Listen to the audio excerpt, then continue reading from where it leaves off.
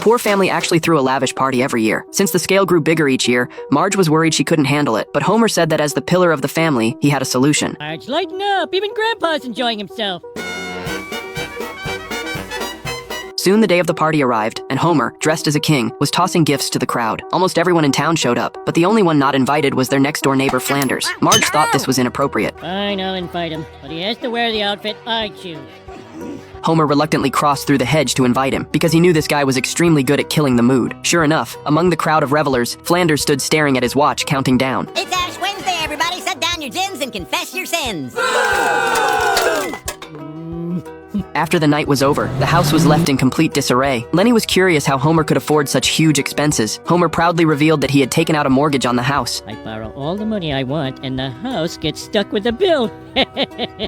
Sucker. At the same time, Marge also received a loan repayment letter. The two went to the bank to find out the truth. The staff explained that their mortgage interest rate was a bit high, but the government had a policy to protect their wallets.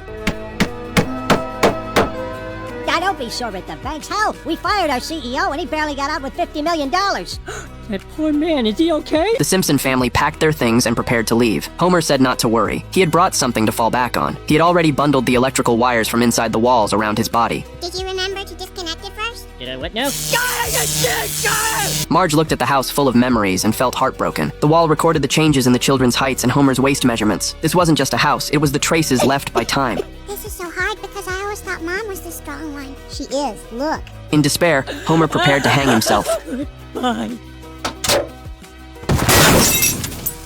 The auction soon began, and Burns bid $100,000. Although even the toilets in his mansion were bigger than this house, his cufflinks still needed a separate space for storage. The Simpson family couldn't bear to watch and turned to leave. Seeing this, Flanders fell into deep thought. Then he bid $101,000 and successfully won the auction.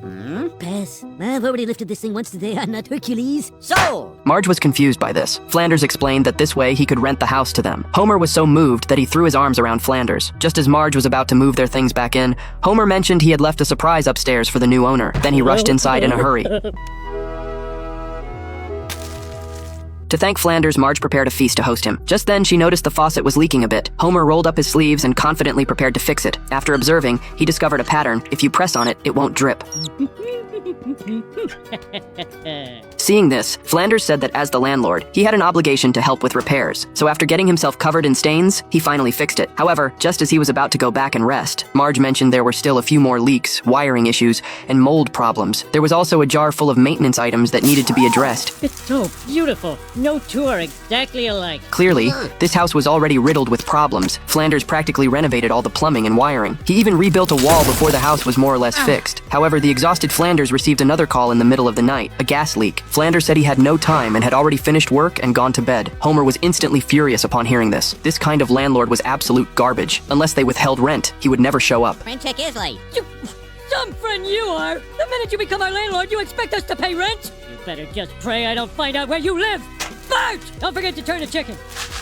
The angry Homer went to the bar to spread the word about Flanders' terrible behavior. Moe, who secretly loved Marge, was indignant on her behalf. If he were Marge's landlord, he would not only help fix the pipes, but also whisk her away on a romantic getaway. Yeah, you treat her right. Moe suggested Homer expose Flanders to the TV station, and the TV station loved this kind of neighbor dispute story. Homer began ranting wildly about the landlord's house problems. The stairs were solid wood, not environmentally friendly. The photo on the wall was of Abe, too scary. The closet was haunted, too creepy. Ooh, I died when Homer sat on me. Why, you little...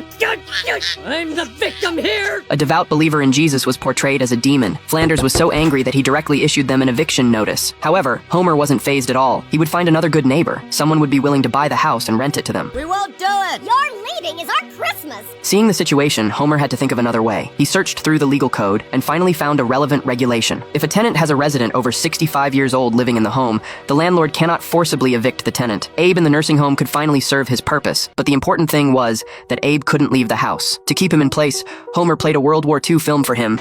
This is what I call living in the past. So the family happily went out to have fun. Just as everyone finished and came home, they found all their belongings had been thrown outside. Abe had long been lured over by the delicious food at the Flanders house. Oh my God, we're out on the street. Honey, don't cry. It could be worse. At least it's not raining. That night, the family went to Springfield's homeless shelter. Meanwhile, Flanders was interviewing new tenants. They were polite, wealthy, caring, and religious. Just then, the dog suddenly brought over a family photo of The Simpsons. Seeing it, Flanders felt emotional. Although they had many flaws, they brought a lot of joy to his life. So he rented the house to the Simpson family once again. Oh, Flanders, I promise I'll never abuse our friendship again. It's okay if you backslide a little. Never! Hooray for stupid Flanders! The Simpsons are back! I really hate this neighborhood.